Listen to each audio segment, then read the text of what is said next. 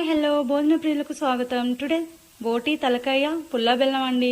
ఎలా వండాలో చూసిద్దామా?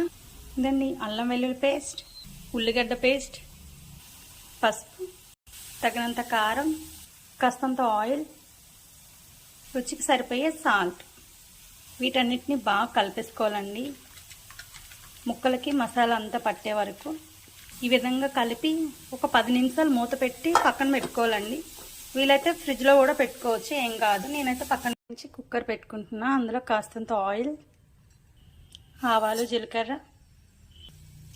కరివేపాకు, ముందుగా కట్ చేసుకున్న ఆనియన్ వేసి వేయించుకోవాలి.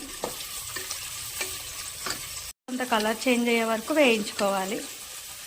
ఇదండి ఆనియన్ వేగింది. ముందుగా కలిపి పెట్టుకున్న బోటి అండ్ తలకాయ వేసుకోవాలండి. వేగనివ్వాలి.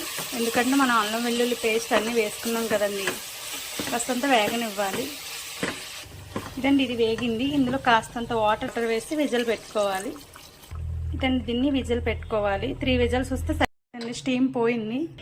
ఇదండి చూసారా? ఇందులో బెల్లం, మా నాన్నగారికి బెల్లం వేస్తే చాలా ఇష్టం అండి. చింతపండు గుజ్జు, ముందుగా చింతపండు గుజ్జు వేసుకుంటే ఇది ఉడకదండి. దీన్ని ఇలా కలిపేసుకోవాలి. ఈ బోటీ కర్రీ రెడీ అండి. తలకాయ బోటీ పుల్ల బెల్లం అండి. చాలా బాగుంటుంది. మీరు ట్రై చేయండి. Thank you. వెళ్ళే ముందు ఒక లైక్ చేసి వెళ్ళండి.